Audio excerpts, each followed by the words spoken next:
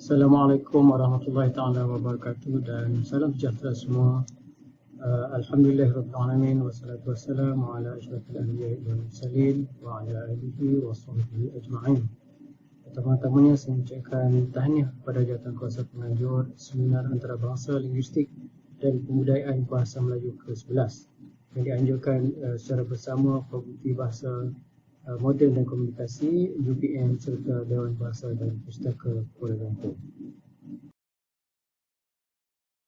Tuan-tuan, puan-puan, saudara-saudari peserta seminar antarabangsa linguistik dan pembudayaan bahasa Melayu ke-11. Saya Muhammad Syahwang daripada Pusat Pengajian Pendidikan Universiti Utara Malaysia. Baik, tajuk kertas kerja yang saya akan bentangkan pada pagi ini ialah faktor penyumbang kepada kesetiaan berbahasa Melayu dalam kalangan mahasiswa IPTA. Perbincangan kita pada pagi ini akan berkisarkan kepada pengenalan, objektif kajian, metodologi, dapatan, perbincangan serta kesimpulan. Baik, kalau kita lihat dari segi kedudukan bahasa Melayu dalam konteks negara kita, pelbagai dasar yang telah dilaksanakan oleh kerajaan dalam memartabatkan bahasa Melayu di dalam negara kita. Ini dapat kita lihat melalui dasar-dasar yang telah dilaksanakan seperti Penyata Razak 1956, Laporan Rahman Talib 1960, Jawatankuasa Kabinet 1979 dan Akta Pendidikan 1996. Dan terdahulu daripada itu, Akta Pelajaran 1961 juga telah digubal bagi memantapkan atau bagi memartabatkan kedudukan bahasa Melayu dalam konteks negara kita. Dan kalau kita lihat dalam konteks sekarang ini, perkembangan pendidikan yang semakin rencam kini ini, tumpuan bahasa Melayu semakin menerima cabaran apabila bahasa Inggeris mula diberikan tumpuan yang lebih. Dan ini sedikit sebanyak telah menyebabkan kebimbangan. Kebimbangan sama ada tokoh-tokoh bahasa maupun pencinta-pencinta bahasa Melayu. Baik, apabila kita bercakap tentang konsep kesetiaan bahasa ini, aspek kesetiaan bahasa ini mula dikemukakan oleh Fishman pada tahun 1964. Menurut Fishman, kesetiaan bahasa itu merujuk kepada sama ada seseorang penutur itu menunjukkan sama ada setia atau tidak terhadap bahasa mereka ataupun dia orang menolak dari segi fungsi ataupun peranan bahasa berkenaan. Jadi apabila bercakap tentang kesetiaan, dia berkait rapat dengan sikap dan perasaan. Bila sikap dan perasaan, maka dia berkait rapat juga dengan aspek motivasi. Di samping motivasi, aspek kebimbangan, ataupun penggunaan bahasa itu sendiri. Penggunaan bahasa apabila mereka menggunakan bahasa itu. Ini sedikit sebanyak memberikan impak ataupun kesan kepada kesetiaan penggunaan sesuatu bahasa berkenaan. Jadi mengambil kira dengan keperluan hari ini, jadi kajian yang telah saya laksanakan ini ialah untuk melihat ataupun menentukan tahap kesetiaan bahasa Melayu dalam kalangan pelajar. Dan hasil kajian ini sedikit sebanyak dapat membantu pihak berwajib, khususnya sama ada Kementerian Pendidikan, Dewan Bahasa dan sebagainya dalam meningkatkan serta mengukuhkan tahap kesetiaan terhadap bahasa Melayu itu sendiri. Baik, pada umumnya kajian yang saya laksanakan ini bertujuan untuk mendapatkan gambaran tentang tahap kesetiaan bahasa Melayu. Jadi secara khusus kajian ini ataupun kertas kerja ini ialah untuk melihat faktor yang mempengaruhi tahap kesetiaan berbahasa Melayu dalam kalangan mahasiswa. Baik, dari segi metodologi kajian yang telah dilaksanakan ini, sampel merupakan mahasiswa-mahasiswi Universiti Awam lah di Malaysia dan kutipan data itu dibuat melalui soal selidik yang telah diedarkan kepada responden yang terlibat iaitu seramai 803 orang sampel. Dan kajian ini merupakan kajian dalam bentuk kajian tinjauan lah. Dan instrumen yang digunakan sebagaimana saya nyatakan tadi, soal selidik yang menggunakan skala 5 mata yang diadaptasi daripada skala Likert Gardner Attitude ataupun Motivation Test Battery Gardner 1960, dan apabila dilaksanakan kajian rintis dan telah diperoleh nilai kebolehan percayaannya ialah 0.96, jadi menunjukkan instrumen itu instrumen yang boleh dipercayai dan boleh digunakan bagi tujuan kutipan data.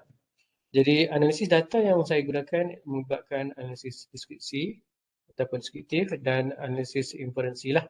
Okey, mana analisis itu menggunakan melihat kepada mean, standard deviation, regression dan SAM, MOS. Baik, dari segi dapatan kajian yang telah diperolehi, kalau kita lihat dari segi aspek demografi, pada umumnya kebanyakan sampel kajian ini terdiri daripada pelajar-pelajar perempuan iaitu seramai 614 orang pelajar perempuan, pelajar lelaki hanya 189. Sementara dari segi aspek kaum ataupun etnik pula, memang kebanyakan yang terlibat dalam kajian ini terdiri daripada pelajar Melayu iaitu lebih 70%. Okey. Diikuti dengan pelajar Cina 9.8% dan begitulah ada kaum-kaum lain sebagaimana dipaparkan dalam slide. Dari segi pencapaian grade BM, SPM dalam kalangan sampel-sampel terlibat ini, kita dapati sama ada peperiksaan UPSR, PMR dan SPM didapati kebanyakan calon ataupun kebanyakan sampel yang terlibat dalam kajian ini memang majoritinya memperolehi pencapaian grade A dalam setiap peperiksaan UPSR, PMR maupun SPM. Baik, kalau kita lihat dapatan seterusnya, kajian ini sebenarnya nak melihat dari segi sejauh manakah kesetiaan itu dapat diukur berdasarkan faktor motivasi, sikap, kebimbangan dan penggunaan bahasa Melayu itu sendiri.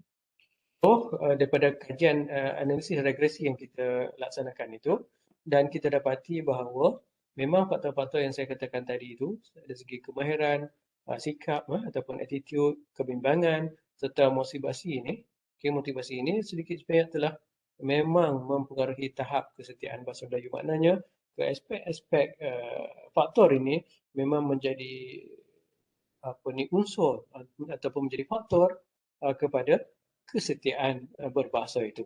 Jadi kalau kita lihat faktor-faktor yang dikaji ini menyumbang sebanyak 96%, menghampiri 97%. Jadi kalau kita lihat kepada R square, okey, R square ataupun hubungan berkenaan. Baik, kalau kita lihat dari segi pemberatan antara keempat-empat faktor tadi, didapati faktor motivasi lebih tinggilah berbanding dengan faktor sikap, kebimbangan dan kemahiran. Jadi keempat-empat ini juga mempengaruhi secara signifikan dalam membentuk tahap kesetiaan berbahasa dalam kalangan penutur berbahasa. Ataupun dalam konteks kajian ini ialah mahasiswa IPTA, mahasiswa IPTA. Dan apabila dianalisis menggunakan ukuran kesepadanan model menggunakan SAM AMOS ini, dan model yang kita dapati sepadan lah, fit dengan model yang telah dibentangkan, dan ini juga selari dengan analisis regression lah. Jadi jelas menunjukkan bahawa attitude ataupun sikap, motivasi dan kebimbangan serta penggunaan bahasa Melayu ini memang menyumbang kepada tahap kesetiaan berbahasa dalam kalangan mahasiswa. Okey, dalam konteks ini bahasa Melayu lah. Dan pada umumnya tahap kesetiaan berbahasa Melayu dalam kalangan mahasiswa atau pelajar ini adalah tinggi, iaitu 3.97 dari segi mean dia dengan sisian piawaian 0.49. Baik, daripada apa yang kita perolehi daripada kajian ini, jelas menunjukkan bahawa konstruk kesetiaan ini memang didukung oleh dimensi sikap, motivasi, kebimbangan dan penggunaan bahasa Melayu. Okey, yang ini selari dengan teori yang dikemukakan oleh Fishman 1964. Begitu juga dengan Lopez 1993, Campoy 2007 serta Crystal 2008. Dan dapatan kajian ini juga menunjukkan bahawa ada wujud keselarian dengan kajian Jerry dan Zamri yang menunjukkan bahawa tahap motivasi yang tinggi dalam kalangan murid IPAN. Okey. Dan kajian Zaliza, Muhammad Nasira, Zaitul Azma, Zainul Hamzah 2014 menunjukkan dapatan yang hampir sama apabila kajian itu dilaksanakan kepada pelajar Universiti Teknologi Malaysia. Sementara kajian Siti Nur Azhani, Azlina dan Ku Hasnita 2007 pula mendapati pemartabatan bahasa Melayu dalam kalangan mahasiswa menunjukkan tahap yang sederhana. Ini berbeza sedikit dengan dapatan kajian saya. Saya mendapat tahap yang lebih tinggi, manakala kajian Siti Nur Azhani ini menunjukkan dapatan yang rendah. Baik, kajian Norizah sebelum itu pula 1997 mendapati responden Melayu memang banyak menggunakan bahasa Melayu. Sementara yang bukan Melayu memang cenderung kepada menggunakan selain daripada bahasa Melayu. Ini menunjukkan bahawa pola kecenderungan kaum tu mengikut bahasa dia sendirilah. Dan penemuan ini sedikit sebanyak menjawab persoalan tentang tahap kesetiaan bahasa Melayu dalam kalangan pelajar universiti awam lah, khususnya di IPTA. Walaupun cabaran bahasa Melayu dalam perkembangan dunia yang menitik beratkan bahasa Inggeris, namun kita dapati kesetiaan sampel dalam kajian ini terhadap bahasa Melayu masih tinggi. Jadi aspek-aspek yang perlu diberi perhatian dari segi aspek sikap yang positif perlu dibentuklah, ataupun perlu dimantapkan demi menjadikan penutur-penutur ataupun rakyat Malaysia, mahasiswa-mahasiswi untuk terus setia dengan bahasa Melayu. Hal ini menunjukkan bahawa pelaksanaan dasar yang berkaitan dengan bahasa kebangsaan masih memberikan impak yang positif dengan mengekalkan kesetiaan berbahasa Melayu dalam kalangan pelajar. Dan kajian ini juga sedikit sebanyak memberikan maklumat tentang tahap kesetiaan bahasa Melayu. Pada umumnya lah, dengan memberikan maklumat kepada pihak berwajib dalam merangka dasar dan aktiviti bahasa khususnya di institusi pendidikan di Malaysia. Jadi untuk memastikan tahap kesetiaan bahasa Melayu kita ini, bahasa kebangsaan kita ini terus meningkat dan meningkat, maka tidak kita perlu meningkatkan sikap positif terhadap bahasa Melayu itu sendiri, perlu tingkatkan motivasi dan kemudian kita perlu mengurangkan kebimbangan masyarakat dalam menggunakan bahasa Melayu. Apabila masyarakat tidak bimbang dalam menggunakan bahasa, maka sudah tentulah mereka akan semakin kerap menggunakan bahasa Melayu dalam aktiviti seharian mereka. Justru kajian lanjut mungkin kita boleh laksanakan untuk melihat dalam skop ataupun dalam populasi yang lebih berbeza, iaitu untuk mendapatkan gambaran dalam konteks masyarakat Malaysia yang lebih luas. Mungkin kajian-kajian yang lanjut kita boleh lihat bagaimanakah tentang tahap kesetiaan masyarakat Malaysia terhadap bahasa Melayu itu sendiri. Saya fikir itu saja pembentangan saya pada pagi ini. Terima kasih atas perhatian yang telah tuan-tuan, puan-puan, saudara-saudari berikan. Saya harapkan agar dapatan kajian ini sedikit sebanyak memberikan manfaat kepada kita semua. Sekian, Assalamualaikum warahmatullahi wabarakatuh.